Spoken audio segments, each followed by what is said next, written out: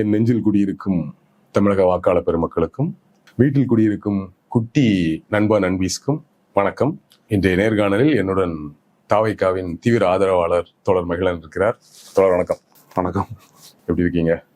நல்லா இருக்கு. எலெக்ஷனுக்கு அப்புறம் மனையில் எப்படி இருக்கு? எலெக்ஷனுக்கு அப்புறம் என்ன, இப்போ ஒரு மிகப்பெரிய யுக புரட்சி நடந்திருக்கிறது. 1967 காங்கிரஸ் பேரியக்கத்தை வீழ்த்தி அறிஞர் அண்ணா அரியணை ஏறினார். அதற்கு பிறகு 77 திமுக எமர்ஜென்சியில் ஆட்சி அவங்க பிடினேன்.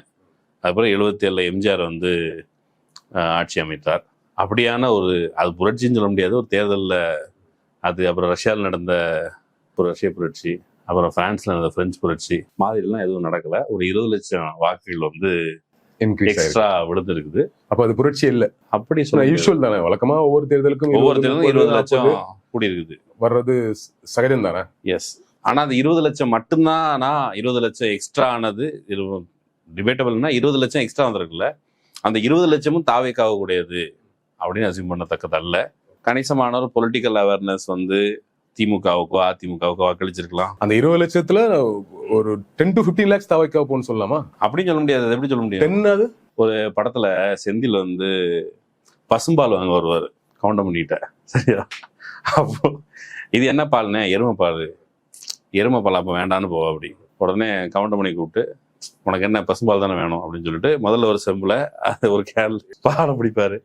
பால் பிடிச்சி இது எருமை பால் அப்படின்னு சொல்லிட்டு அதை ஊற்றிடுவாரு. அப்புறம் திரும்ப இப்படி, அண்ணா என்னென்ன எதை பிடிக்கிறீங்க? இது பசும்பால்ரா, முதல்ல எருமை பால். அத மாதிரி இந்த 20 லட்சத்துல எவ்வளவு பேர் தாவேக்காக கொடுத்ததுன்னா அப்படி எந்த டேட்டாவும் கிடையாது. தாவேக்காவோட இன்ஃப்ளூயன்ஸ் காரணமாக ஒரு புது செக்ஷன் வாக்களிக்க வந்திருக்கிறது என்பது உண்மை. இது யாரும் மறுக்க முடியாது. புது செக்ஷன் வாக்களிக்க வந்திருக்குன்னா அந்த வாக்கு எண்ணிக்கை பெருசா அதிகமா இருக்கணுமே, இல்லையா? அதுதாங்க புது செக்ஷன். புதிய தலைமுறை வாக்காளர்கள், முதல் தலைமுறை வாக்காளர்கள், ஃபர்ஸ்ட் ஜெனரேஷன், இவங்க ஏற்கனவே வாக்களித்து வந்தவர்கள் ஒருவேளை மாற்றி குத்திருக்கலாம்.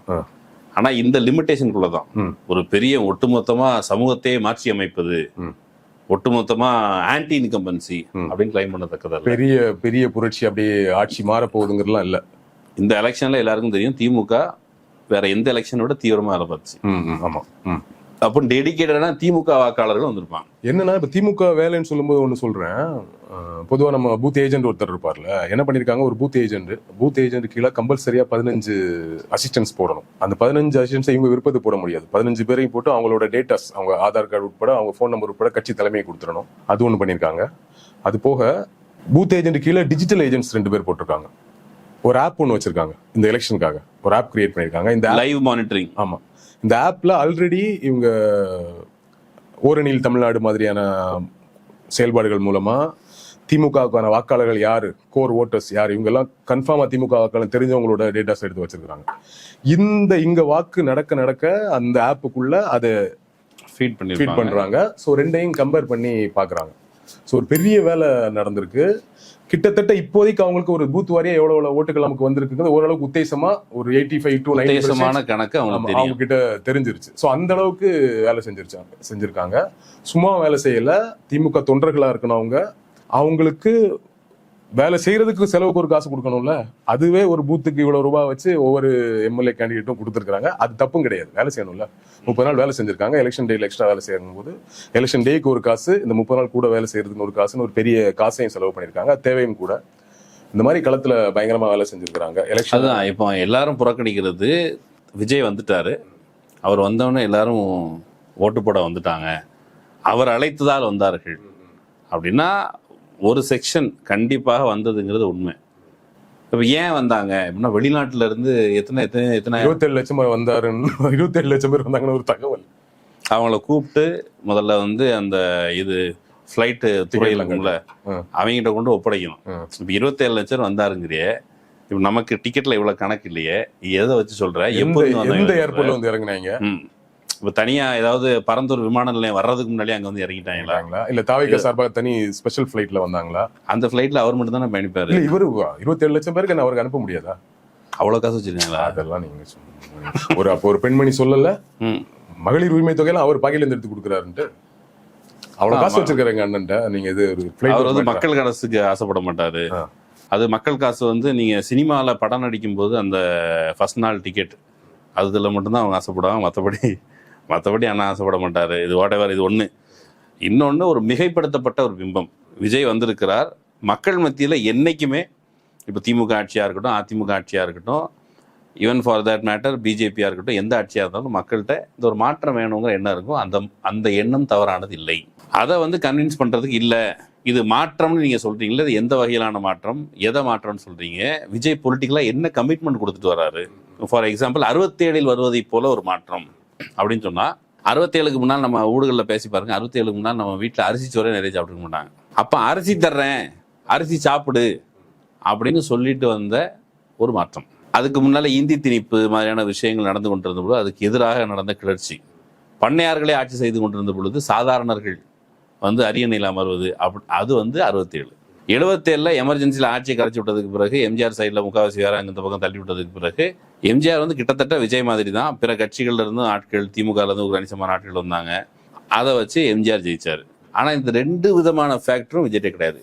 விஜய் வகையில என்ன சொல்றாங்க, இது அந்த காலம் மாதிரி இல்லை, அந்த காலம் மாதிரி இல்லைன்னு சொல்லிட்டு இதுக்கு 67 77 ரெஃபரன்ஸுக்கு எடுத்துக்கிறான்னு தெரியல. சரி, புதிய காலம், நவீன காலம், நீங்கள் வரலாற்றில் எங்குமே கண்டிராத ஒரு புதிய புரட்சி அப்படின்னு வச்சுக்கிட்டாலும், உங்களுக்கு ஏன் மக்கள் வாக்களித்திருப்பார்கள்? தமிழ்நாட்டு மக்கள் பிற மாநிலங்களை ஒப்பிடும்போது சராசரியாக போதுமான கல்வித்திறன் கொண்ட மக்கள். அவங்க கிட்ட தனிநபர் வருமானம் பிற மாநிலங்கள் ஒப்பிடும்போது பெட்டராக இருக்குது. மாநிலத்தின் மொத்த வருவாய் அது பெருகி இருக்குது. ப்ராப்ளம்ஸ் இருக்குதானா இந்த சிஸ்டத்தில்? இது கேபிட்டலிஸ்ட் சொசைட்டி, கேபிட்டலிஸ்ட் சிஸ்டம். இதுக்குள்ள ப்ராப்ளம் இருக்கிறவங்க இருப்பாங்க. அவங்கள கணிசமான ஒரு எடுத்துக்காட்டுக்கு சிம்பிளாக நான் புரிஞ்சுக்கிட்டது என்னன்னா, 10 பேரில் 6 பேர் திமுக எதிராக ஓட்டு போட்டிருப்பாங்க. அப்படின்னா பெரிய நம்பரை தெரியுது இல்லை? அஃப்கோர்ஸ் 10 பேரில் 6 பேர் திமுக எதிராக ஓட்டு போட்டுருவாங்க அப்படின்னு சொன்னால், அந்த 6 பேர் மொத்தமாக திமுக எதிராக ஓட்டு போடலை. அதில் 2 பேர், எல்லாரும் சொல்கிற 2 பேர் 20% அவங்க தாவேக்காக ஓட்டு போட்டிருப்பாங்க. அப்போ மிச்சம் 4 பேர். 4 பேரையும் மொத்தமாக ஏடிஎம்கே வாங்கினதா இல்லையா அப்படிங்கிறதா மேட்ரு. இந்த 4 பேரும் கூட அவங்க மொத்தமாக வாங்குறதுக்கான திறனோடு ஏடிஎம்கே இல்லை. அவர் இங்கேருந்து கொஞ்சம் லவட்டிட்டு வர்றாரு அப்படிங்கிற பொழுது அந்த எதிர்ப்பு வாக்குகள் அது வந்து இயல்பா அங்கே போய் கிடைக்க சிதறுது. அப்போ 10ல் 4 ஓட்டு வாங்கினா டிஎம்கே ஜெயிக்கும். இதுதான் இந்தியாவில் இருக்க டெமோக்ராட்டிக் சிஸ்டம். ஓகே, இப்போ 10ல் 4 வாங்கி டிஎம்கே ஜெயிக்கிறாங்க, இவர் 2 வாங்குறாரு போது நம்ம கிட்டத்தட்ட ஒரு 20% நம்ம உறுதிப்படுத்திக்கலாமா? தமிழ்நாடு தழுவிய அளவில் 20 விழுக்காடா? இப்போ எல்லா கட்சிகளும் 234 தொகுதியில் நிற்கல. ஏடிஎம்கே 234 தொகுதியில் நிற்கல, டிஎம்கே 234 தொகுதியில் நிற்கல, எனி பார்ட்டிஸ். அப்போ இவங்க 234 தொகுதியில் நிற்கிறது 2 கட்சி தான். ஒன்று இவங்க, அப்புறம் நாம் தமிழ். இவங்க 233. ஒருத்தர் எடப்பாடியில் தலைமுறை ஆகிட்டார், அவர் ஓடி போயிட்டாரு. இப்போ 233 சொன்னாலும் அப்போ பர்சன்டேஜ் அந்த அடிப்படையில் ஓவராலாக ஓட்டை வச்சு பார்க்கும்போது கொஞ்சம் அடிஷனல் தெரியும். ஈவனா 20% அக்ராஸ் தமிழ்நாடு இருந்ததா அப்படின்னா அது இருந்திருக்க வாய்ப்பு இல்லை. சென்னை மாதிரியான நகரங்களில் இங்கே ஒரு மிடில் கிளாஸ் இருக்குது, அப்பர் மிடில் கிளாஸ் இருக்குது, அப்புறம் இந்த படிக்க புதுசாக காலேஜுக்கு போகிற பசங்க, இவங்களுடைய உற்சாகம், இது எல்லாமே இந்த நகர்ப்புறத்தில் இருக்குது. அது கொஞ்சம் செல்வாக்கு செலுத்தியிருக்கும். ஆனால் கிராமப்புறங்களுக்கு இன்டீரியர் போய் பார்க்கும்போது விஜய் வேவ் வந்துடுச்சு. இப்போ 96ல் ரஜினிகாந்த் வந்து வாய்ஸ் கொடுத்தாரு, தமிழ்நாட்டை கடவுளாலையும் காப்பாற்ற முடியாது, திரும்ப ஆட்சிக்கு வந்தால். ஆனால் திரும்ப வந்து அதே ரஜினிகாந்த் வந்து பாமக எதிராக கொஞ்சம் சவுண்ட் கொடுத்து பார்த்தாரு. ஒர்க் அவுட் ஆகல. ஒரு எலெக்ஷன் முடிச்சு நான் இரட்டையிலுக்கு ஓட்டு போட்டேன்னு சொன்னாரு. அது வந்து அது ப்ரொலாங்டா இருக்காது. இந்த சீசன்ல ஒரு மக்கள்ல ஒரு திரள் மத்தியில், இப்போ ஒரு எடுத்துக்காட்டுக்கு தமிழ்நாட்டில் ட்ரக்ஸ் பரவலாக இருக்கிறது. தமிழ்நாடு ஒரு வகையில் விக்டிம் ஸ்டேட். தமிழ்நாட்டில் நீங்க சொல்ற போதை மருந்துகள் வந்து உற்பத்தி செய்யப்படலை. இப்போ கஞ்சா வந்து இங்க உற்பத்தி செஞ்சு இங்க பிற மாநிலங்களில் விநியோகமாகிறது, உற்பத்தி ஆகிறது, இங்க வருது ஆஸ் அ ஒரு விக்டிம் ஸ்டேட் மாதிரி. ஒரு குளோபல் மெனஸ், இந்திய அளவிலான ஒரு பெரிய நெட்வொர்க் இருக்கும் பொழுது தமிழ்நாடு பாதிக்கப்படுது. ஆனால் சே நோ டு ட்ரக்ஸ், பெண்களுக்கு எதிரான வன்முறைகள் அதிகரித்திருக்கிறது அப்படின்னு ஒரு நரேஷன் செட் பண்ணாங்களே, அது ப்ரொலாங்டாக நீண்ட நாட்களாக பட்டியல் சாதியினருக்கு எதிரான வன்முறை இதெல்லாம் இல்லைன்னு இல்லை. ஆனால் ஒப்பீட்டளவில் தமிழ்நாடு தான் ரொம்ப குறுவலாக இருக்குது அப்படின்னு ஒரு நரேஷன் செட் பண்ணும் பொழுது, இந்த நரேஷன் ஆன்டி இன்கம்பன்சியாக கன்வெர்ட் ஆனால் கூட அந்த வந்து 2ஆக கூறு போட்டு வகுந்து பிரிச்சுக்கிட்டாங்க. அப்படிங்கிற பொழுது விஜய் ஒரு வகையில் திமுக பி டீம் மாதிரி நின்று திமுக வெல்வதற்கு உதவி இருக்கிறார். அப்படிதான் நிறைய பேர் சொல்றாங்க. நான் இன்னொரு ஏரியா வந்து அதிகமா விஜய்க்கு விழுந்த ஓட்டு அப்படிங்கிற ஏரியா டிஸ்கஸ் பண்ணப்படக்கூடியது பெண்கள். அதிலும் குறிப்பா நம்ம இளம் பெண்கள் இளைஞர்களை விட்டுருவோம், ஃபர்ஸ்ட் ஜென்ரேஷனை விட்டுருவோம். நீங்க ஒரு 30லேருந்து ஒரு 40-45 இயர்ஸ்ல இருக்கக்கூடிய லேடிஸ் இருக்காங்களா, இந்த லேடிஸோட சோஷியல் மீடியாலையும் சரி, வெளிநாட்டிலேருந்து நாங்கள் வந்து சொன்னதாகட்டும், இங்கேருந்து ஊருக்கு கிளம்பி போறதா சொன்னதாகட்டும், விஜய்க்கு ஓட்டு போட விஜய் பாட்டோட ஸ்டேட்டஸ் வைக்கிறதாகட்டும், அந்த செக்டார்ல ஒரு பெரிய ஓட்டு விழுந்திருக்கதா சொல்றாங்க. நான் இனிஷியலா நானுமே அதை பேசியிருக்கேன். 30 to 45 ஏஜ்ல இண்டிபெண்டன்ட் உமன்ஸ், அவங்க வந்து ஹஸ்பண்ட் சொல்றதையோ அப்பா சொல்றதை கேட்க வேண்டிய அவசியம் இல்லை. They are working women. அவங்க விரும்பின கட்சி அவங்க போடலாம் போது அந்த ஏரியால விஜய் நல்லா ஓட்டு வாங்குவாருங்கிறது உண்மையும் கூட. நான் அப்படி பேசியிருக்கேன்.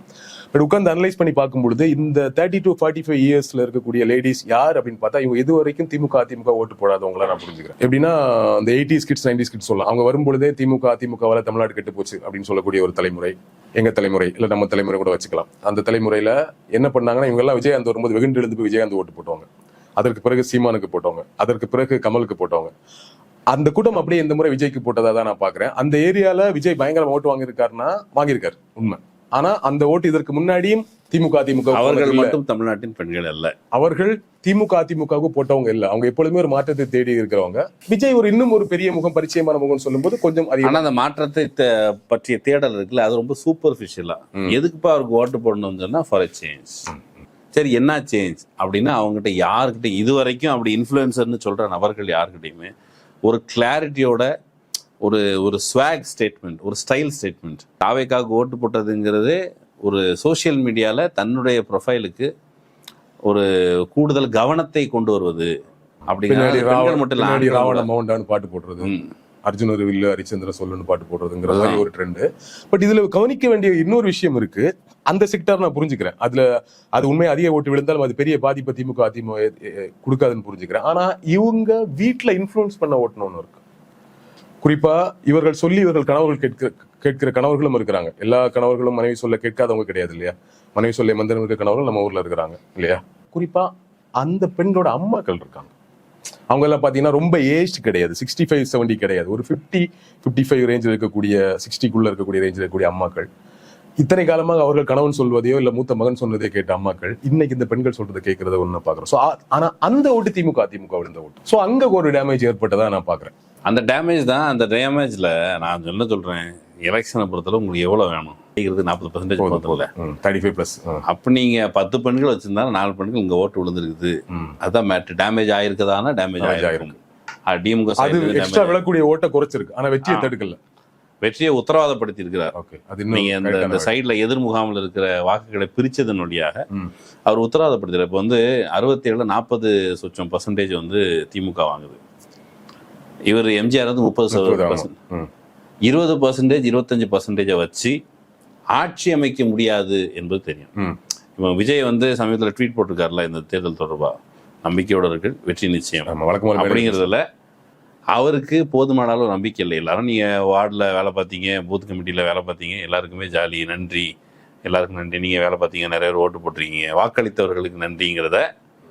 வாக்களித்தவர்கள் நன்றி எப்போ சொல்லுவாங்க? ஆக்சுவலி பெரும்பாலும் ரிசல்ட்டுக்கு பிறகு நன்றிப்பா ஓட்டு போட்டேன், அவங்க தான் நம்மள நீ எனக்கு ஓட்டு போட்டேன்னு சொல்லி வாக்களித்தவர்கள் நன்றின்னு ஒரு ஸ்டேட்மெண்ட் வரும். இது யார்கிட்ட இருந்து வரும்? பெரும்பாலும் வாக்களித்தவர்கள் நன்றி ஜெயிச்சவங்க கிட்டே வரும், தோத்தவங்க கிட்ட கூட பரவாயில்ல உங்களுடைய முடிவை தோத்தவங்க தான் ஃபர்ஸ்ட் வரும். ஆமா, உங்கள் முடிவை ஏற்றுக்கொள்கிறோம், மக்கள் தீர்ப்பு மகேசன் தீர்ப்பு, முடிவை ஏற்றுக்கொள்கிறோம், ஆனாலும் வாக்களித்தவர்கள் நன்றி. இன்னொன்று, இது இவ்வளவு விலாவரியா இருக்கிறதுங்கிறது ஒரு அஃப்கோர்ஸ் நீங்க இவ்வளவு பேர் நம்பி எனக்காக ஓட்டு போட்டீங்க, அவங்கள சாந்தப்படுத்துறதுக்கு அல்லது தயார்படுத்துவது, 4ஆம் தேதிக்கு ஏற்படக்கூடிய அந்த பிரளயத்தை சாந்தப்படுத்துவதற்கான ஒரு வெளிப்பாடு, ஒரு தயார்படுத்துகிற ஒரு ட்வீட் தான். அதர்வைஸ் அதில் நம்ம இதில் அச்சீவ் பண்ணிட்டோம். என்ன சொல்கிறாரு அவர்?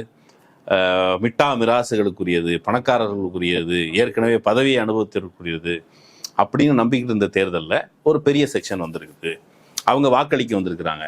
இப்போ அரசியல் இவங்களுக்குரியது, வாக்களிக்க வந்திருக்கிறாங்க. இந்த ரெண்டும் இருக்குல்ல. அரசியல் வாக்களிப்பது அப்படிங்கிறதோட முடியறதில்ல. அரசியல் எந்த வாக்களிப்பது அப்படிங்கிறது என்ன பொறுத்தவரை இண்டிவிஜுவல் சாய்ஸ் கிடையாது. அது கூட்டாக சேர்ந்து நாம், இந்திய மக்களாகிய நாம் ஏற்றி இருக்கிற இந்த அரசியல் சாசனம் அப்படின்னு சொல்றோம். நாம் சிட்டிசன்கிறது தனிநபர், ஆனா நாம சேர்ந்து தான் ஒருத்தர் தேர்ந்தெடுக்க போறோங்கிற பொழுது அது கூட்டான ஒரு சைக். தனித்தனி நபர்களுடைய முடிவின் அடிப்படையில், தனித்தனி நபர்களோட விருப்ப வெறுப்பின் அடிப்படையில் வாக்களிக்கப்படுவதில்லை. அப்போ ஒரு கூட்டா ஒரு அரசியல் ப்ராசஸ்க்கு நீங்க தயார்படுத்தி நாம் எல்லோரும் சேர்ந்து வாக்களித்திருக்கிறோம். இண்டிவிஜுவல் சாய்ஸுங்கிற இடத்துக்கு அதை சுருக்கிறது இருக்குல்ல, அப்படி வாக்களிப்பது கிடையாது. நீங்க 18 வயதில் இப்போ வாக்கு உரிமை இருக்குது, முதல்ல 16 வயசுல இருந்திருக்குது. இந்த வாக்குரிமை இருக்குல்ல, எந்த தனிநபருடைய விருப்பத்திலிருந்து கிடைத்ததில்லை. அது ஒரு கூட்டாக நீண்ட காலமாக மக்கள் போராடி கிடைத்ததனுடைய விளைவு.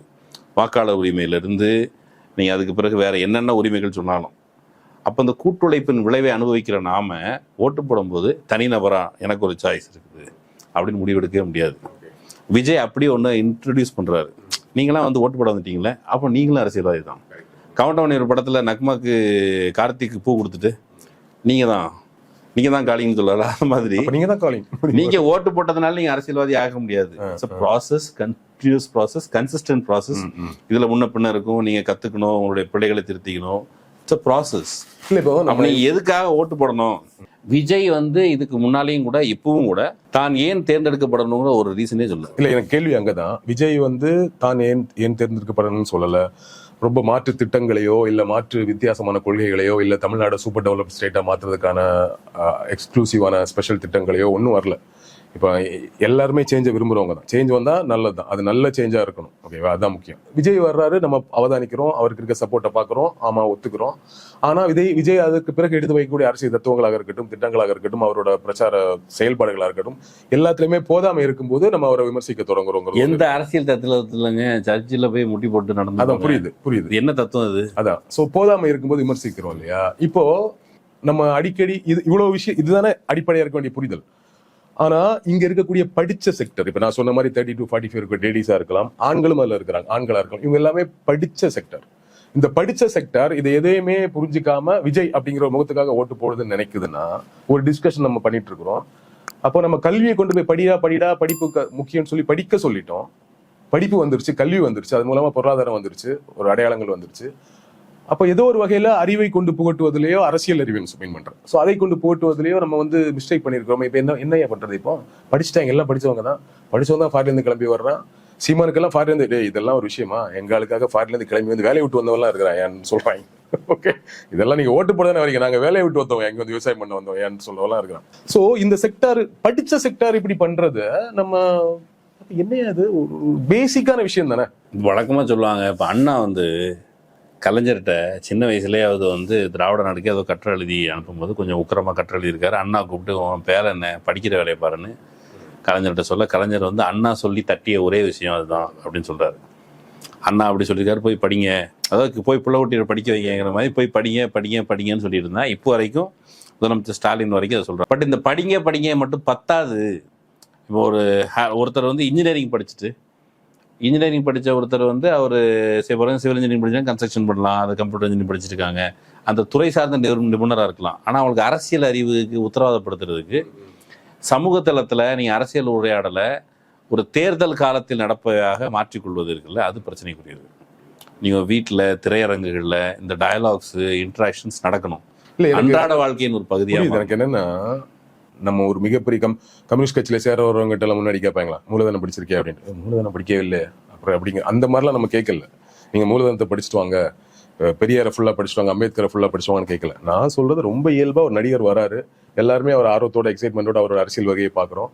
செயல்பாடு சரியில்லை, கரூர் இன்ஸ்டியூட்ல அவரோட செயல்பாடு தப்பா இருக்கு, கொள்கைகள் ஒன்றும் புதுசா இல்லை, திட்டங்கள் ஒன்றும் ஸ்பெஷலா இல்லை, பிரச்சாரத்துக்கே போகல, எதுவுமே பண்ண மாட்டேங்கிறாரு, வீட்டை விட்டு வெளியே வர மாட்டேங்க, மாசம் ஒரு நாள் தான் வராரு. இப்படிப்பட்ட நபரை நான் அரசியல் எதுக்கு தேர்ந்தெடுக்கணுங்கிறது எனக்கு பெரிய அரசியல் அறியெல்லாம் தேவையில்லை, எனக்கு ஜெனரல் நாலேஜ் போதும் இல்ல, அதையே கொண்டு போய் சேர்க்கலைங்கிற எனக்கு அது ஒரு டிஸ்கஷனா மாறி இருக்கேன். இல்ல, ஜெனரல் நாலேஜ்னா நீங்க விமர்சிக்கவும் சரி பாராட்டதுக்கும் சரி உங்களுக்கு தேவை ஒரு உழைப்பு. இப்போ ஒருத்தரை பத்தி ப்ராப்பரா விமர்சிக்கணும்னா ஒரு உழைப்பு போடணும். எனக்கு அவனை பிடிக்கலைங்கிறது விமர்சனமும் இல்லை, பாராட்டுதலும் இல்லை. எனக்கு விஜய் பிடிக்கும், ஸோ வாட், உனக்கு விஜய் பிடிக்கும் நான் ஓட்டு போடுறேங்கிறது வந்து எந்த பொலிட்டிக்கல் டிஸ்கோர்ஸும் கிடையாது. விஜய் நான் சின்ன வச்சுருந்து பார்த்து ரசிச்சிருக்கேன், அவருக்கு தான் ஓட்டுங்கிறது என்ன பொலிட்டிக்கல் இது? நான் வந்து சாதாரண ஜனத்தை வந்து தேர்தல் அரசியலுக்குள்ள கொண்டு வந்திருக்கேன்னு சொன்னா அவன் எதன் பொருட்டு வர்றான்? அவனுடைய உண்மையான அரசியல் நோக்கத்திற்காக வரானா, தன்னுடைய அரசியல் தேவைகள் இருந்து வரானா? அப்படி இல்லை. அவன் வரும்போது விஜய் எனக்கு பிடிக்கும்ட்டு வர்றான்ல, அப்போ நீ அவனை அரசியல் படுத்தலை அல்லது அரசியல் படுத்தாமல் வச்சிருக்கிறது பெட்டர் அப்படின்னு நினைக்கிறீங்கள, அது வந்து ப்ராப்ளமேட்டிக். இன்னொன்று, கிரவுண்டில் நீங்கள் சொல்கிற மாதிரி நம்ம அரசியல் படுத்தாமல் வச்சிருக்கிறோம், அப்படின்னா நம்ம அன்றாட வாழ்க்கையில வீடுகளில் இருந்து அரசியல் விளக்கப்படுவது, அப்புறம் டீ கடையில் அரசியல் பேசாதுன்னு எழுதி போடுறது, பப்ளிக் ஸ்பேஸ் இருக்குல்ல, ஒன்றும் இல்லை, இது மட்டும் இல்லை, தேர்தல் கமிஷனே 10 மணிக்கு மேலே அரசியல் பேசக்கூடாது, சுவரில் விளம்பரம் எழுதக்கூடாது, இதெல்லாம் சில ரெஸ்ட்ரிக்ஷன் பண்ணுறாங்க. இல்லை, இது நல்லா கவனிச்சு பாருங்க. இது ஒரு ப்ராசஸ், லாங் ப்ராசஸ். டிஎன் சேஷன்லாம் அவ்வளோ திறமைசாலி அப்படின்னு சொன்னாங்க. பொது வழியில் ராப்பகலாக அரசியல் பேசினா என்ன பிரச்சனை உனக்கு? இப்போ ஊரில் வந்து நம்ம ஊர் சைடில் கரகாட்டம் நடக்கும். இந்த ஆட்டம் வந்து நடுராத்திரி போலீஸ் சொல்லும் 10 மணியோடு நிப்பாட்டிக்கணும், அதெல்லாம் விடவே மாட்டாங்க. அவங்க 12 மணி 2 மணியோடு நடப்பாங்க. அதை மாதிரி அரசியல் கூட்டங்களும் ஒவ்வொரு மக்களிடம் அரசியல் கேட்கப்படுவதும் அதை வந்து அருகிட்டு வருது. நீங்கள் ஒரு சிட்டிசன்கிற முறையில் உன்னுடைய ரோல் என்னென்னா, ஓட்டு போட்டு மை வச்சுட்டு அந்த பட்டன் அழுத்திட்டு வாங்குறது. அதை தாண்டி உங்களுடைய பார்ட்டிசிபேஷன் இல்லை. பார்ட்டிசிபேஷன் நடக்குதுன்னா மக்களோட இன்ட்ராக்ஷன், அரசியல்வாதிகள் பேசணும். பேசுறதை நிப்பாட்டிட்டு கல்லூரியில் தேர்தல் நிப்பாட்டிட்டு ஒன் வே டிரைவ் இல்லை. கல்லூரிகளில் தேர்தல் நிப்பாட்டினதெல்லாம் மட்டும் இல்லை. நம்ம வந்து பொதுவாக பேசும்போது மாணவர்களுடைய அரசியல் செயல்பாட்டை கல்லூரிகளில் முடக்கியதால் அதனால தான் அந்த சமூகம் வந்து அரசியல் ரீதியாக கெட்டுப்போச்சு. அப்படின்னா இப்போ டீ கடையில் அரசியல் பேசக்கூடாதுன்னு முடக்கியது யார்? 10 மணிக்கு மேலே அரசியல் பேசக்கூடாதுன்னு முடக்கியது யார்? ஒரு சிஸ்டமேட்டிக்காக அது நடக்குது. நீங்க ஒரு சிட்டிசனா, அவேர் சிட்டிசனா இருக்கக்கூடாது. அரசியல் படுத்தப்பட்ட சிட்டிசன் அரசியல் படுத்தப்படாமலே வச்சுக்கிறதுக்கான முயற்சி, அது ஒரு நீண்ட ப்ராசஸா நடக்குது. அப்ப அது எல்லாமே அதை கொஞ்சம் ஓப்பன் அப் பண்ணும். தேர்தலுக்கு நீ 10 மணிக்கு மேல பேசக்கூடாதுன்னு என்ன கண்டிஷனு? 10 மணிக்கு மேல அரசியல் பேசினா அவங்க தூக்கம் கெட்டு போயிடும். இது வந்து இது உன்னுடைய கன்சர்னே தேவையில்லை. அது நாய்ஸ் பொல்யூஷன் ஆயிடும். அதெல்லாம் பாத்தீங்களா? நாய்ஸ் பொல்யூஷன் ஆயிருமா? 10 மணிக்கு மேலேயோ நடராத்திரியோ உட்கார்ந்து அரசியல் பேசி மக்கள்கிட்ட உரையாடுவதற்கான வெளியை பரவலாக்க வேண்டும். அது வந்து டீபாலிட்டிசேஷன் வந்து நடந்திருக்குது. அப்போ அதனுடைய விளைவு தான் இன்னைக்கு வந்திருக்கு தலைமுறை. இந்த தலைமுறை வந்து அவங்க எங்கே அரசியல் கற்றுப்பாங்க? இப்போ வந்து கட்சிகள் நடத்துகிற ஐடிவிங்கோ அதனுடைய வீடியோஸையோ வச்சு மட்டும் புரிஞ்சிக்க முடியாது. இப்போ தொலைக்காட்சி நிகழ்ச்சிகள் வந்து அவங்க அரசியல் கற்றுக்க முடியுமா? அங்கே வாய்ப்பு இல்லை. சினிமாக்கள்ல இருந்து மட்டும் அரசியல் கற்றுக்க முடியுமா? அங்கே வாய்ப்பு இல்லை. இந்த கவர்மெண்ட்டை பொறுத்தளவுக்கு ஆங்காங்கே பரவலாக நூலகங்கள் கட்டி கொடுத்துருக்குது. இப்போ முன்னாடி நடந்த இந்த வாசகர் வட்டம்லாம் முன்னாடி நினைச்சேன். வாசகர் வட்டம், திருமுனை கூட்டங்கள், இந்த விஷயங்கள் எல்லாம் டு த ரூட் டீப்பா மேபி வடிவங்கள் மாற்றி கூட நடத்தலாம். அது கொஞ்சம் இன்னும் தீவிரப்படுத்தப்படணும். திமுக அந்த எலெக்ஷன்ல ஜெயிக்குது இல்லைங்கிறது வேற மேட்ரு. ஜெயிச்சாலும் சரி அல்லது அவர்கள் ஜெயிக்க முடியலனாலும் சரி, இந்த அடுத்த 5 ஆண்டுகள் இந்த பொலிட்டிக்கல்களோட பிஜேபி தான் தட்டு போகிறான். விஜயால் இவர்களை தக்க வைத்துக் கொள்ள முடியாது. விஜய் மேல இருக்க இந்த கரிஷ்மா கழிஞ்சிருக்கு ஆட்டோமேட்டிக்கா. அது ஓட்டு போட்ட உடனே அப்பா அப்படின்னு வடிவேல் ஒரு படத்துல ஏதோ குடிச்சிட்டு ஏதோ ஒன்று சோடாவா ஏதோ குடிச்சிட்டு அவர் கொஞ்சம் பெருமிச்சு விடுவார். அதே மாதிரி உள்ள அடைச்சி வச்சிருந்த அவர் மேலான அட்ராக்ஷன், அந்த காத்து வந்து முடிஞ்சிருச்சு. இன்னொரு விஷயமும் டிஸ்கஸ் பண்ண இந்த அறிக்கையிலே அது மென்ஷன் பண்றாங்க. பொதுவாகவும் அது சொல்லப்படுது. விஜய் வருகைக்கு பிறகு இளைஞர்களுக்கு அரசியலுக்கான கான்ட்ரிபியூஷன் இல்லாம இருந்தது. இளைஞர்களோட அரசியல் டிஸ்கஷன் மத்தியில் இல்லாம இருந்தது. விஜய் அதை மென்ஷன் பண்றாரு. பாருங்க, நம்ம வந்ததுக்கு அப்புறம் அவ்வளவு பேர் நீங்க எல்லாம் பணக்காரங்க, இந்த மாதிரி ஆட்கள் மட்டும்தான் இருக்கலாம் போது இளைஞர்களோட பங்களிப்பு அதிகமா இருக்குங்கிறது இந்த வாக்கு சதவீதம் நிரூபிக்குதுன்னு சொல்றாருல. ஏதோ இளைஞர்கள் இப்பதான் புதுசா வந்து பங்களிக்கிற மாதிரி ஒரு கருத்து விஜய் வந்ததுக்கு அப்புறம் தான் பேசுற மாதிரி. மொழி போராட்டம் குறித்து வரலாறு படிச்சா இது வந்து நீங்க வரலாறு படிச்சவங்களுக்கு காவல்துறை அதிகாரிகள் இவெல்லாம் அடக்குமுறைகள், ராணுவம் வந்துச்சு, ராணுவத்தை ஃபேஸ் பண்ணாங்க தமிழ்நாட்டு இளைஞர்கள். சில காவலர்கள் மீது டயரை ஊற்றி கொளுத்திலாம் விட்டுருக்காங்க. தினத்தந்தியினுடைய ஆண்டு அந்த இதெல்லாம் இருக்கும். அந்த அவ்வளவு தீவிரமாக மொழி போராட்டத்தை முன்னின்று நடத்தியது மாணவர்கள். இது ஒன்று. ஏன்னா ஸ்டேட் எஸ்டாப்ளிஷ்மெண்ட் எப்படி பிஹேவ் பண்ணிச்சோ அதெல்லாம் கவுண்டர் வயலன்ஸ். அதுக்கு பிறகு எம்ஜிஆர் ஆட்சி காலத்தில் மாணவர்கள் திரண்டு வந்து போராட்டம் பண்ணியிருக்கிறாங்க. எம்ஜிஆர் ஆட்சியில் கொல்லப்பட்ட இளைஞர்கள் இருக்கிறாங்களே, எம்ஜிஆர்னும் புரட்சி தலைவர், அந்த புரட்சி தலைவர் ஆட்சி காலத்தில் எவ்வளோ நக்சல்வாதிகள்னு சொல்லி எவ்வளோ இளைஞர்கள் கொலை செய்யப்பட்டாங்க. ஒரு என்ன சொல்ல வரிசையா குண்டாஸ் போட்டு அந்த எம்ஜிஆருடைய அடக்குமுறையை சந்தித்தவர்கள் இளைஞர்கள். ஜெயலலிதா ஆட்சி காலத்துல அதே மாதிரி எண்ணற்ற இளைஞர்கள். இப்போ பரமக்குடியில் துப்பாக்கி சூட்டில் செத்து போனாங்கல்ல, அவங்க வந்து பொலிட்டிக்கல் பார்ட்டிசிபேட் ஒன்றும் இல்லை. அவர் ஜான் பாண்டியனும் கிருஷ்ணசாமியும் யாரோ வர வேண்டியது இருந்தது. ஜான் பாண்டியன் தான் நினைக்கிறேன். அவர் வந்து தடுத்து இருந்தாங்க, முழக்க மாட்டாங்க, துட்டு கொண்டாங்க. இப்போ இந்த இளைஞர்கள் எல்லாரும் தனித்தனியா வேற மூவ்மெண்ட்ல வந்து கிரவுண்டுக்கு வந்து அவங்க தங்களுடைய அரசியல் இப்போ 2009 அவங்க இளைஞர்கள் வெளியே வந்தாலும் செஞ்சாங்க. அதுக்கு பிறகு இங்க ஜல்லிக்கட்டு பிரச்சனை வெளியே வந்தாங்க. ஸ்டெர்லைட்ல அந்த போராட்டத்தை முன்னாடி நடத்தினாங்கல்ல, அதுல இளைஞர்கள் இல்லையா? ஸ்னோலினுடைய செயல்பாடு, அரசியல் செயல்பாடு இல்லையா? கூடங்குளம் அணுமின் நிலையத்துக்கு எதிராக நடந்த போராட்டத்தில் இளைஞர்களுடைய பங்களிப்பு இல்லையா? அப்ப அரசியல் செயல்பாடு நீங்க என்ன நினைக்கிறீங்க? ஓட்டு போடுறது. இந்த அரசியல்ல ஈடுபட்டவன் எல்லாருமே ஓட்டு போட்டுருவான். அப்போ நீங்கள் என்ன சொல்லுங்க, அரசியல்னா அதெல்லாம் அது வந்து டர்ட்டி பாலிடிக்ஸ் அப்படின்னு சொல்லிட்டு ஒதுங்கி இருந்த ஒரு செட்டு உங்களை ஃபர்ஸ்ட் டே ஃபர்ஸ்ட் ஷோக்கு வந்து தேட்டரில் படம் பார்க்கறதுக்கு ஆவலோடு வருபவர்கள் அதே மனநிலையோடு தேர்தல் திருவிழாவை ஒரு முதல் நாள் ஃபர்ஸ்ட் டே ஃபர்ஸ்ட் ஷோ நம்ம இன்னைக்கு போய் ஓட்டு போட்டால் அந்த ஃபர்ஸ்ட் டே ஃபர்ஸ்ட் ஷோவில் கிடைக்கிற அந்த எனர்ஜி இருக்குல்ல, எக்ஸைட்மெண்ட், அந்த பார்ட்டிசிபேஷன் இது. நீங்கள் பொலிட்டிக்கல் பார்ட்டிசிபேஷன் இதை வந்து நீங்கள் மிகைப்படுத்தாதீங்க. பொலிட்டிக்கல் பார்ட்டிசிபேஷன் வேற, இந்த பார்ட்டிசிபேஷன் வேற. இளைஞர்கள் என்னைக்குமே ஒரு கட்டத்தில் அவங்க போராட்டம், ஜல்லிக்கட்டை வந்து விஜய் வழி நடத்தினாரா? இல்ல, விஜய் சொல்லி அது பொதுவாக நீங்க சொன்ன மாதிரி மொழி போராட்டங்கள்ல இருந்து தமிழ்நாட்டுல இளைஞர்களோட பார்ட்டிசிபேஷன் பாலிடிக்ஸ் வந்து எப்பவுமே இருந்துட்டு தான் இருக்கு. ஆமா, நான் கேட்க வந்து அதுதான். இப்ப நீங்க விஜய் வந்ததுக்கு அப்புறம் தான் எல்லா யங்ஸ்டர்ஸ் பார்ட்டிஸ் பேசுற மாதிரி ஒன்னு கிரியேட் பண்றது இருக்கு. ஜல்லிக்கட்டுக்கு எதிரான போற நீங்க முன்னாடி இன்னும் வழி நடத்தி நம்ம எதுக்கு மூக்குல மாஸ்க் பாட்டு வந்தீங்க? அப்படி இல்ல. அப்ப நீங்க வழிநடத்தி இளைஞர்கள் வந்தாங்கிறதெல்லாம் கொஞ்சம் அதிகப்படியான. இயல்பாகவே அரசியல் இளைஞர்கள் கான்ட்ரிபியூஷன் இருக்கு. இந்த வாட்டி உங்களுக்கு வந்தவங்க ஒருவேளை விஜய் மதிச்சு பேசினா எப்படி பேசணும் பாருங்க. நான் வந்து கூப்பிட்டேன், ஐ கால் ஃபார் எ சேஞ்ச், நீங்க எனக்கு சப்போர்ட் பண்ணீங்க, இந்த மொழி இருக்கணும். இதுக்கு முன்னால எல்லாருமே பண்ணையார்களும் ஆலை முதலாளிகளும் இட்டா மிராசுகளும் அவங்களே இருந்தாங்க, நான் வந்து மாத்திட்டேன். ஜனநாயகம் சுகப்பட்டதே இன்றுதான், மே 23 அன்றுதான். அப்ப 1967 இப்போ வந்து சீனிவாசன்கிற மாணவர் தலைவர், அவர் காமராஜர்ங்கிற பெருந்தலைவரை தோற்கடித்தார். அப்போ ஜனநாயகம் சுகப்படலையா? அது சொல்ல வாய்ப்பு இருக்கு அவருக்கு? அப்படிலாம் சொல்ல மாட்டார். நீங்கள் வந்து ஜனநாயகம் தமிழ்நாட்டில் சுகப்பட்ட காலம் உண்டு.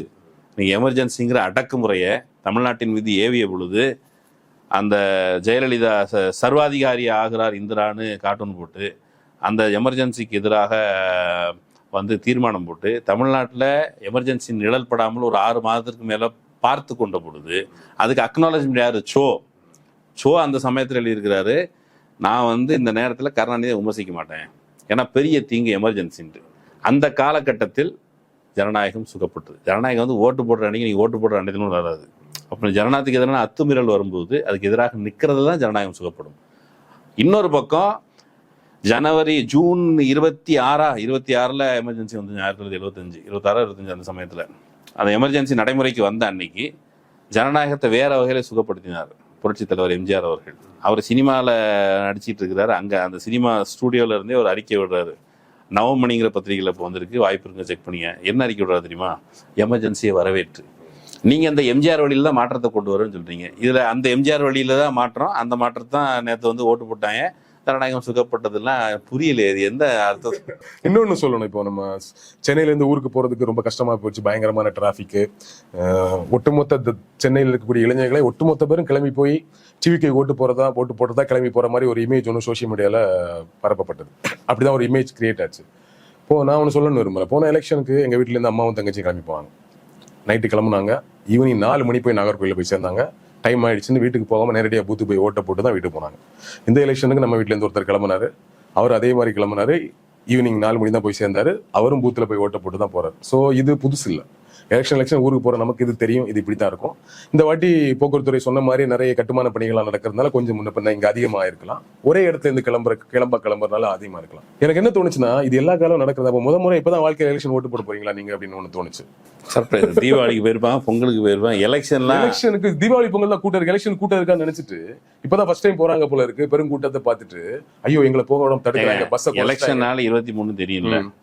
நீங்க எதுக்கு போறீங்க? நீங்க ஓட்டு போட மட்டும் போற, நீங்க போறது புரட்சிக்கு தயாராகி போறீங்க. புரட்சிக்கு தயாராகி போகும் பொழுது தடைகள். நீங்க வந்து இப்போ லெனின் வந்து அந்த ரஷ்ய புரட்சி குறித்து சொல்லும் பொழுது, இந்த நாளை தவற விட்டுட்டா நம்ம வந்து ஒரு யுகம் பல நூற்றாண்டுகள் காத்திருக்க வேண்டும்னு சொன்னதாக கேள்விப்பட்டிருக்கேன்.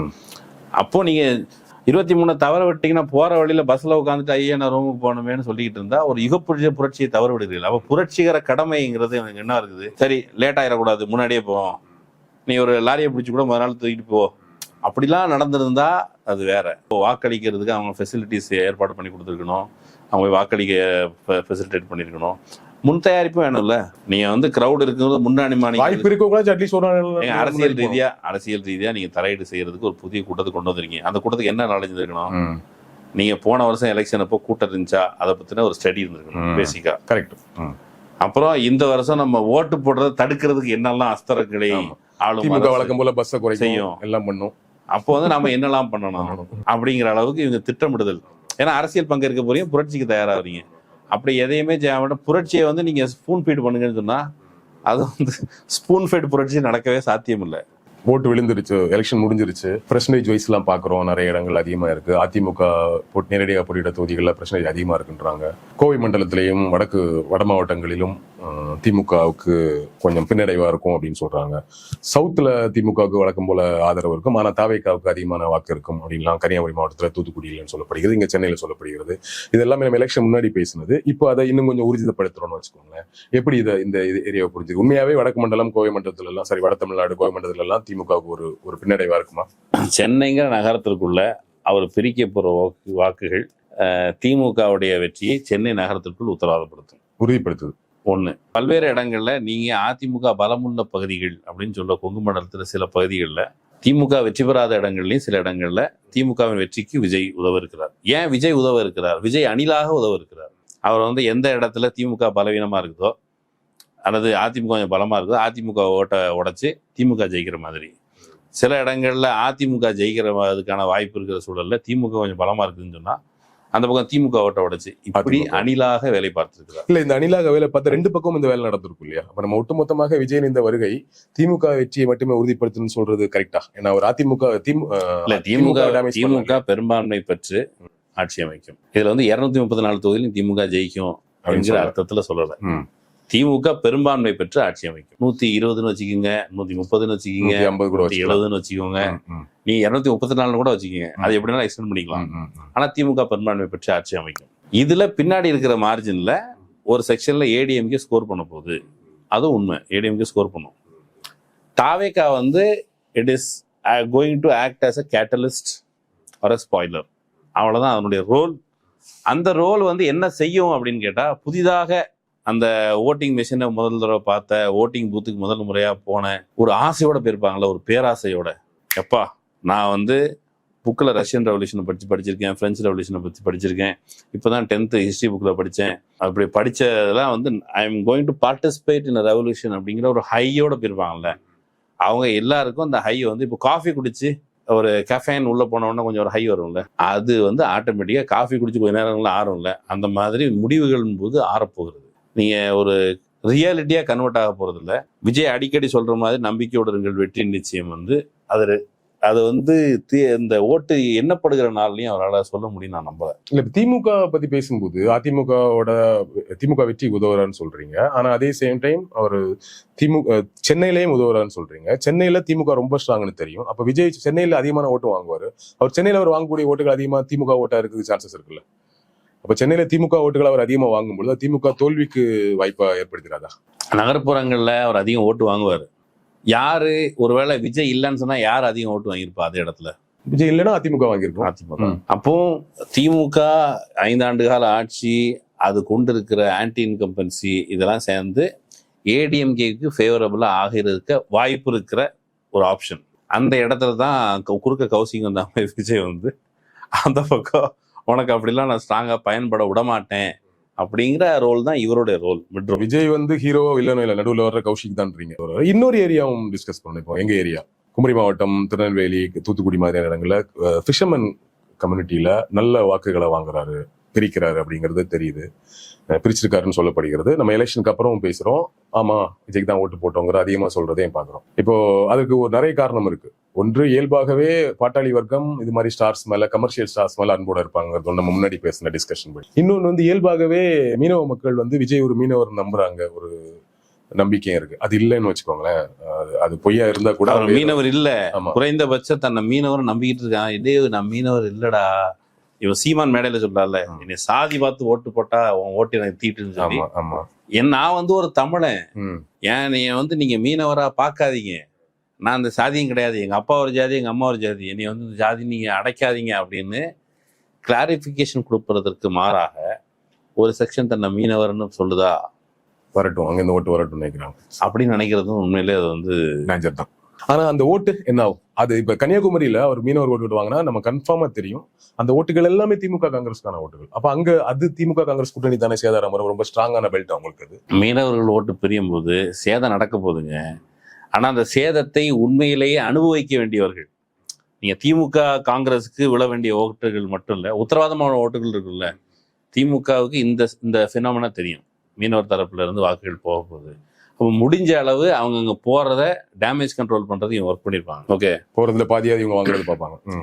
இந்த செக்ஷன் வந்து திரும்ப அகைன் அது ஏடிஎம்கேக்கு போயிருக்க வேண்டியது பாரம்பரியமா, அதை குறுக்காலப்படுத்து தலைவன் தடுக்கும் பொழுது திமுக தோற்பதற்கான பாசிபிலிட்டியை குறைக்கும். அது நீங்க ஒரு இடத்துல கன்சாலிடேட் தான் இவங்களை தோக்கடிக்க முடியும். நீங்க அந்த ஓட்டு வந்து நீங்க மீனவர்கள் ஓட்டு வந்து அதிமுக எங்க தொகுதியை எடுத்துக்கிறேன், திமுக வந்து 100% மீனவர்கள் ஓட்டு வாங்கும் அப்படி சொல்ல முடியாது. இல்ல 100% எந்த சாதியினுடைய ஓட்டு எந்த கட்சியும் வாங்க முடியாது. வராது. இப்போ தலித் பார்ட்டின்னு சொல்றாங்க, 100% தலித் ஓட்டுகள் வாங்கியிருப்பாங்க, அப்படி கிடையாது. சோ மீனவர் ஓட்டுல இருந்து அதிமுக போற ஓட்டையும் அவர் வாங்குறாரு. ஆமா, ஓகே. நான் சொல்றது பாசிபிலிட்டி ஆஃப் லூசிங் இருக்குல்ல, அது இவருடைய இன்டர்வென்ஷன் காரணமாக திமுக கம்மியாகுது. அந்த வகையில் அவங்களுக்கு எட்ஜ் வந்து திரும்ப அது இன்டாக்டா தான் இருக்குது. கரெக்டா சொல்லணும்னா அவர்கள் தோற்க வாய்ப்பு இருக்கிற சமயத்தில் அந்த தோற்பதற்கான வாய்ப்பை ப்ராபபிலிட்டியை விஜய் குறைக்கிறார். உண்மையில பி டீம் தானே திமுக, பிஜேபி பி டீம். அல்டிமேட்லி அதை ரிசல்ட் வர அன்னைக்கு அப்படின்னு சொல்லுவாங்க. எப்படி பார்த்தாலும் திமுக திரும்ப வெற்றி பெறட்டும், நீங்க சொல்ற மாதிரி அதிமுக தோல்வி அடையட்டும். விஜய் வந்து வாங்கக்கூடிய ஓட்டு பெரிய ஓட்டா இருக்கு. பர்சன்டேஜ் வைஸ் முதல் எலெக்ஷன்லேயே 15% ஒருத்தர் வாங்கிட்டானாலே அது ஹியூஜ் இல்லையா? இன்னைக்கு இருக்க சூழல்ல ஹியூஜ் தான். ஸோ இந்த 15%ல 20% வாங்கினதுக்கு அப்புறம் தொகுதி வாரியா பெரிய அளவில் வெற்றி இருக்கான்னு வச்சுக்கோங்க. பெர்சன்டேஜ் மட்டும் வச்சுட்டு விஜய் கட்சி அன்னைக்கு என்ன பேசுவாங்கன்னு தெரியும். உங்களுக்கு பணநாயகம் காசு கொடுத்துட்டீங்க, அவங்களுக்கு கொடுத்தாங்க கொஞ்சம் பேர், அது வேற விஷயம் விட்டுருங்க. பட் காசு கொடுத்துட்டீங்க, எங்களுடைய வெற்றியை தடுத்துட்டீங்க, இதற்கு நடுவில் எங்களுக்கு 20% வாக்கு போட்டதே பெரிய வெற்றி தான் எங்களுக்கு முதல் எலெக்ஷன்லங்கிற மாதிரி அப்படியே மாத்துவாங்க நரேட்டிவை. முதலமைச்சர் சொன்னவர் 20% ஃபர்ஸ்ட் எலெக்ஷன் இஸ் ஹியூஜ், இது எவ்வளவு பெரிய விஷயம் தெரியுமா, இது சாதனை தெரியுமா, தமிழகத்துல யாருக்குமே நடக்காதுங்கிற மாதிரி அந்த சாதனைகளை எடுத்து பேசுவாங்கன்னு வச்சுக்கோங்களேன். எப்படி பார்த்தாலும் 20% இல்ல 15% அவங்களுக்கு ஒரு பெரிய பிளஸ்.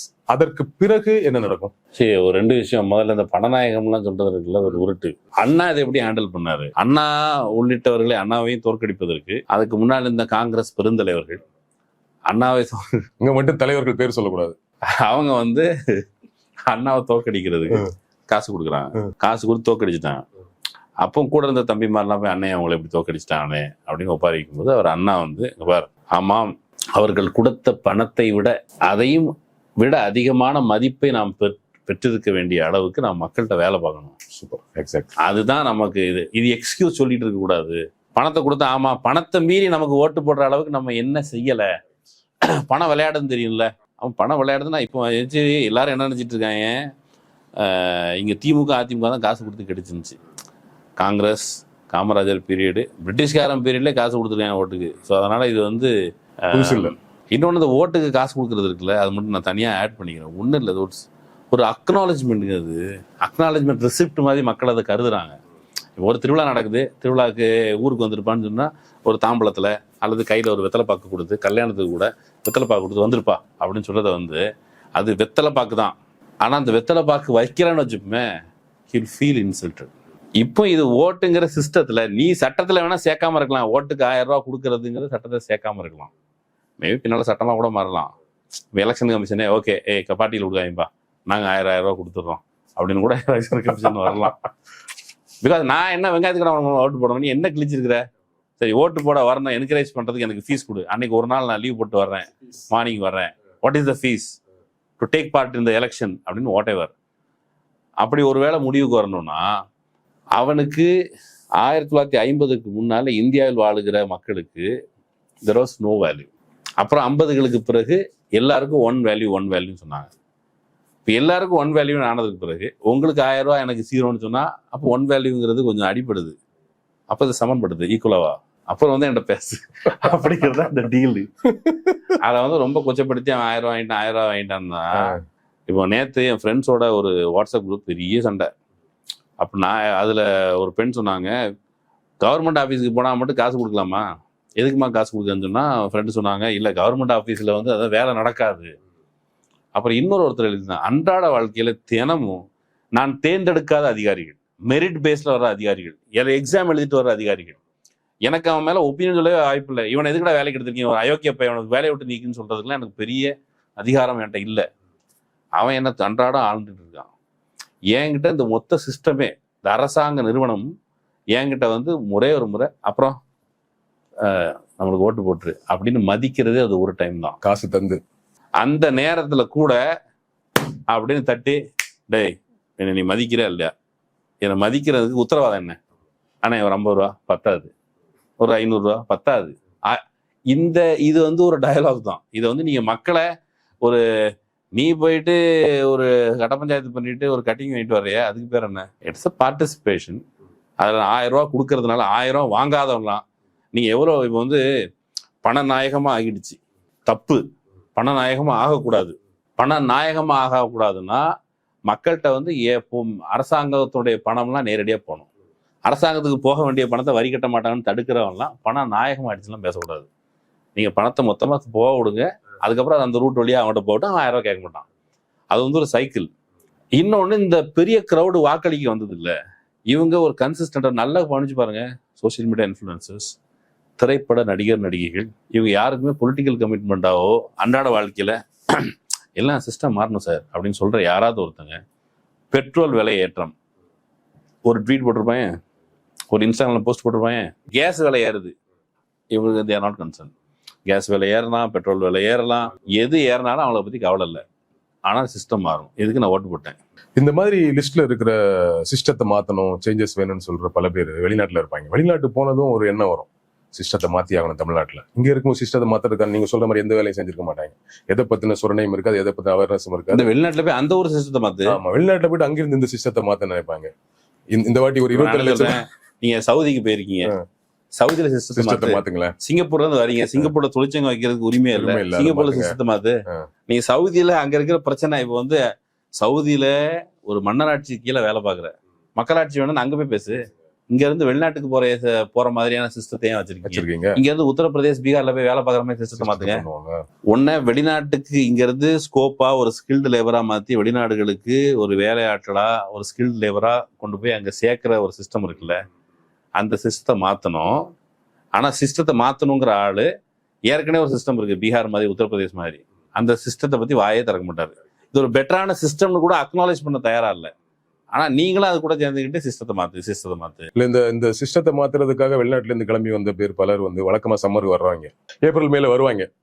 அவங்க வந்து இந்த வாட்டி என்ன பண்ணாங்க, எலெக்ஷன் கரெக்டாக வந்தனால அந்த டேட்ல டிக்கெட்டை போட்டு வந்துட்டு சம்மர்ல வந்து சிஸ்டத்தை மாற்று, விண்டர்ல வந்து சிஸ்டம் மாற்றல.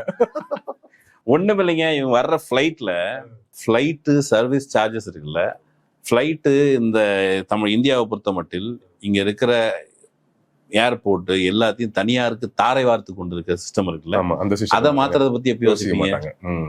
அப்ப சிஸ்டத்தை மாத்துறதுன்னு சொன்னா ஹோல்சமா எல்லாத்தையும் சேர்த்து சொந்தமா ஒரு ஃப்ளைட் சர்வீஸ் இல்லாத இவ்வளவு பெரிய நாடா இருக்குதுல்ல, அதை மாத்துங்க. ஒண்ணு இல்லைங்க, இப்போ நேத்து ஃப்ரெண்ட் பேசிட்டு இருந்த போது ப்ராப்பர்ட்டி டாக்ஸ் ஏத்திட்டாங்க அப்படின்னு சொல்லி அவங்க வருத்தப்பட்டாங்க. ப்ராப்பர்ட்டி டாக்ஸ் ஏற்றினா நம்ம இருக்கிற சம்பாதிச்ச காசு கொடுக்குறது வருத்தமாக தான் இருக்கும். அது யார் காசாக இருந்தாலும் கஷ்டம் தான். அது அரசாங்கம் கேட்குது. இப்போ எம்ஜிஆர் மாதிரி நம்ம கிடையாது. என்ன இவங்க கண்டக்க வரி கட்டிட்டு இருக்காங்க, அதெல்லாம் கட்ட முடியாது, நான் அவங்களுக்கு உதவணும், அதனால நான் வரி கட்ட மாட்டேன் அப்படின்னு அவர் சொல்லியிருக்காரு. நம்ம சொன்னா பிடிச்சி உழுதி போட்டுருவாங்க. பட் இது ஒரு பக்கம் இருந்தா கூட ப்ராப்பர்ட்டி டாக்ஸை ஏற்ற சொல்லி 5th ஃபினான்ஸ் கமிஷன் அது வந்து என்ன சொல்லியிருக்குது, எப்பா நீங்கள் லோக்கல் பாடிஸ்லாம் சேர்ந்து உங்களுக்கு வருவாயை பெருக்குவதற்கான இந்த டேக்ஸ்லாம் நீங்கள் ஏற்ற விட்டீங்கன்னா தான் நான் உங்களுக்கு கிராண்ட் கொடுப்பேன், 1000 கோடி ரூபான்னு சொல்லியிருக்கேன். அந்த கிராண்ட் வந்தால் தான் நீங்கள் ரோடு போட முடியும், வாட்டர் கனெக்ஷன் கொடுக்க முடியும், இதெல்லாம் பண்ண முடியும். அப்போ இந்த மாநகராட்சிங்கிற லோக்கல் பாடி இயங்குவதற்கு ஒன்றிய அரசு கிராண்ட் கொடுக்கறதுக்கு இதெல்லாம் நிபந்தனையாக வைக்குது. எலக்ட்ரிசிட்டி சார்ஜஸை இன்க்ரீஸ் பண்ணாதான் உனக்கு வந்து லோன் வாங்க அனுமதிப்பேன்னு டிஎன்இபிஏ சொல்லுது. சிஸ்டத்தை மாற்றுறதுங்கிறது ஒரு பக்கத்தில் இருக்க வயரை, இப்போ ஒன்றும் இல்லை, நீங்கள் பல்லில் வயரை கடிச்சிட்டு சுவிட்ச் ஆன் பண்ணுங்கன்னு சொல்ற மாதிரி இருக்குது. அப்படி கிடையாது. அதை பல்போட கனெக்ட் பண்ணி பல்ப் எரியணும். அதுதான் ஆக்சுவலி சிஸ்டத்தை மாத்துறது. இந்த ஏரியா வெளிநாட்டுல போனதும் சிஸ்டத்தை மாத்த இன்னைக்கு கூட நம்ம ஒரு ஆட்கள் கூட பிரச்சனை இல்லை. பக்கத்து கண்டியில கொஞ்சம் பேர் உட்காந்துட்டு எப்பவுமே தமிழ்நாட்டு சிஸ்டத்தை மாத்த ட்ரை பண்ணுவாங்க. அவங்களுக்கு இந்த முறை பயங்கரமா அண்ணனுக்கு சப்போர்ட் பண்ணதையும் சோசியல் மீடியால பயங்கரமா பார்த்தோம். நீங்க எதுக்கே எவ்வளவு டென்ஷன் ஆவறீங்க இங்க உட்காந்துட்டு தமிழ்நாடு சிஸ்டத்தை மாத்த? அங்கே சிஸ்டத்தை மாற்றுவதற்கான ஒரு வேலை நடந்தது. இலங்கையிலேயே சிஸ்டத்தை மாற்றுவதற்கான ஒரு வேலை நடந்தது. தெருவரங்கி மக்கள், நீங்க அந்த மன்னர் போன்று வாழ்ந்து கொண்டிருந்தவர்கள் அதிபர் முறைக்கு எதிராக ஒரு பெரிய ஃபைட்டு தெருவரங்கி போராடினாங்க. சிஸ்டத்தை மாற்றணும்னு அக்கறை இருக்கணும், அங்க போய் அந்த போராட்டத்தில் இருக்கணும். ஆமா ஆமா ஆமா. அந்த சிஸ்டத்தை மாத்தலாம், கண்டிப்பா மாத்தலாம். இப்போ வந்து ஒரு கம்ப்யூட்டர் ரிப்பேர் பண்றவரை கூப்பிட்டு அடுப்பு சர்வீஸ் பண்ணுன்னு சொன்னா அது வந்து சரி கிடையாது. அடுப்பு சர்வீஸ் பண்றவரை தான் அடுப்பு சர்வீஸ் பண்ண விடணும். சிஸ்டத்தை கம்ப்யூட்டர் சிஸ்டம் இருக்குது மாற்றணும்னு சொன்னா he should have that knowledge. அப்போ முதல் கேள்வி, சிஸ்டம்னா என்ன அதை சொல்லு. ஆனா சிஸ்டத்தை மாத்தலாம்னே சிஸ்டம் என்ன, சிஸ்டத்தை பத்தி சொல்றீங்க அப்படிங்கிற பேசிக் கேள்வியில இருந்து தொடங்கினாலே. இப்போ சிஸ்டத்தை மாற்ற முடியாது. இப்போ நீங்க அண்ணன் சொல்றதுபடி சிஸ்டத்தை மாற்ற முடியாது. சிஸ்டத்தை மாத்துறது வேற ஒன்றும் இல்லை, அவர் முதலமைச்சர் ஆக்குறது. சரி, அது நடக்காது. சரி, சிஸ்டத்தை மாத்துறதுன்னா என்னன்னு அப்படின்னா என்ன, இதுதான் சிஸ்டம்னா என்ன, இதை எங்க நான் படிச்சுக்கிறது, நீங்க தான் எங்களுக்கு பாடம் எடுப்பீங்களா, வாரத்துல ஒரு நாள் ஜூம் கிளாஸ்லயாவது பேசுங்க, இப்போ சிஸ்டம்னா என்ன, அரசு என்றால் என்ன அப்படின்னு பேசுங்க. இதெல்லாம் பாடம் நடத்தி அப்படி ஒரு வேலை விஜய் செஞ்சா நம்மளும் கூட அவங்களோட சேர்ந்து சிஸ்டத்தை மாத்துறது போவோம். இந்த வாட்டி சிஎம் ஆக மாட்டார்னு சொல்லிட்டீங்க. அதற்கு பிறகு என்ன செய்வார் விஜய்? ஏன்னா எலெக்ஷன் முன்னாடி பிரச்சாரத்துக்கு லீவ் எடுத்த முதல் தலைவர் தமிழ் வரலாற்றுல. அப்ப எலெக்ஷன் இல்லை, 5 வருஷம் பார்லிமெண்ட் எலெக்ஷன்ல பார்ட்டிசிபேட் பண்ணுவாருன்னு தெரியாது. எனவே சட்டமன்ற எலெக்ஷன் 5 வருஷம் இருக்கு. அவரோட நோக்கம் சிஎம் தானே. அடுத்த பார்லிமெண்ட் எலெக்ஷன் கூட ஸ்கிப் பண்ற சான்சஸ் இருக்கு. ஸோ இந்த 5 வருஷம், இந்த 15%, 20% வாக்குகளை மட்டும் வைத்துக் கொண்டு என்ன பண்ணுவார்? 20% வாக்குகளை அவர் வச்சிருக்க முடியாது. அது ஒண்ணுக்கு இல்லாத போயிடும்ல. அதுதான் 20% கன்வெர்ட் ஆனாதான் அதுக்கு பலன் உண்டு. இல்ல, கட்சியா அங்கீகரிக்கப்பட்ட கட்சியா மாறலாம் ஒரு வேளை. சரியா, அது ஓகே. அங்கீகரிக்கப்பட்ட கட்சியா மாறினாலும் கூட அவர் ஒருவேளை அந்த பெரம்பூர் தொகுதியில ஜெயிச்சுட்டா எம்எல்ஏ வரணும். அவர் இங்க லீவ் எடுக்காம ஷூட்டிங் போறாரு. அவ்வளவுதான். வெளியில இருந்து வர்ற நம்பத்தகுந்த வட்டாரங்களுக்கு வருகிற செய்தி. லியோ 2வா? இதை உங்களை விடுங்க, என்ன விடுங்க, விஜய் அப்பா அதே பண்ணி சொல்லியிருக்காரு. வேற என்ன உங்களுக்கு தெரிஞ்சிச்சே அப்படின்னு அவரு சொல்றாரு. பாத்தீங்களா அந்த இன்டர்வியூ? படம் நடிக்க போறதா அவங்க அப்பா உறுதி பண்ணிட்டாரு. அவன் என்ன பண்ண முடியும் அப்படின்னு சொல்லி முடிச்சுட்டாரு. ஸோ அவர் நடிக்க போகிறார். நான் அரசியலுக்கு நடிக்க மாட்டேன்னு சொல்லியிருக்காரு. அந்த வாக்கை காப்பாற்றுவதற்கு சினிமாவில் போய் நடிக்க போறார். சைனால சிஸ்டத்தை மாற்றுறதுக்கு ஒருத்தர் முயற்சி பண்ணார், அவர் மாவோ. அவர் நிறைய காலங்களை, நிறைய டைமை, நிறைய ப்ராசஸை கிராஸ் பண்ண வேண்டியது இருந்தது. இப்போ ஒரு அமைப்பு இருக்குன்னா அந்த அமைப்பே மாற்றி அமைக்கணும். இந்த அமைப்பு பயன்படாது சிஸ்டத்தை மாற்றுறதுக்குன்னா அதை மாற்றி போடும். ரஷ்யாவில் லெனின் முயற்சி பண்ணாரு சிஸ்டத்தை மாற்றுறதுக்கு. அப்போ சிஸ்டத்தை மாற்றுறதுன்னா என்ன? தமிழ்நாட்டில் ஒரு சிஸ்டம் மாற்றம் நடந்திருக்குது. அடிப்படையில் பஞ்சப்பராரிகளா கூலிகளாக காலையில் 5 மணிக்கு ஒரு கங்காணி கூப்பிட்டானா போய் கோழி கூப்பிடுறதுக்கு முன்னாடியே நான் போய் வயக்காட்டு வேலை பார்க்குற சிஸ்டம் மாறி, அரைபடி கஞ்சிக்காக இன்னொரு பண்ணையார்கிட்ட கையேந்தி நிற்கிற சிஸ்டம் மாறி, நான் ஒரு இண்டிபெண்டாக ஒரு ஸ்கில்டு லேபராக மாறுற அளவுக்கு சிஸ்டம் மாறி இருக்கு. இதுலேருந்து அப்கிரேட் பண்ணுறதுக்கு ஒரு வேலை வர்றாரு அப்படின்னு சொன்னால் அந்த சிஸ்டம் மாற்றத்தை வரவேற்கலாம். அப்படியான எந்த புரிதலும் விஜய்க்கு இல்லை. புதிய அவர்கள் இளைஞர்கள் அவங்க மேலே குற்றம் சுமத்துறதுக்கு இல்லை. இதுக்கு பிறகு அவங்களுக்கு ஒரு விழிப்புணர்வு வரும். அண்ணன் சிஸ்டத்தை மாற்றணும்னு சொன்னாரு, மாற்ற முடியல, சிஸ்டத்தில் என்ன கோளாறு அப்படின்னு அவங்க தேடுவாங்க. நாம அதுக்கு ஃபெசிலிட்டேட் பண்ணணும், நம்ம எல்லாருமே பேசணும், அவங்கள விஜய் பக்கம் தள்ளி விடாமல் பார்த்துக்கணும். இல்லைன்னா அது பிஜேபி கொண்டு போயிடும். சூப்பர், நிறைய விஷயங்கள் பேசணும். எனிவேஸ், மே 4ஆம் தேதி வரை காத்திருப்போம். நெஞ்சில் குடியிருக்கும் ரசிகர்களும் தொண்டர்களும், நெஞ்சில் குடியிருக்கும், வீட்டில் குடியிருக்கும் நண்பா நண்பி, வாடகை வீட்டில் இருக்கும். ஆமா, வாடகை வீட்டில் குடியிருக்கும் நண்பா நண்பீஸ் எல்லாரும் வெயிட் பண்ணுங்க. 4ஆம் தேதி அப்புறம் என்ன நடக்குதுன்னு பார்ப்போம். நன்றி.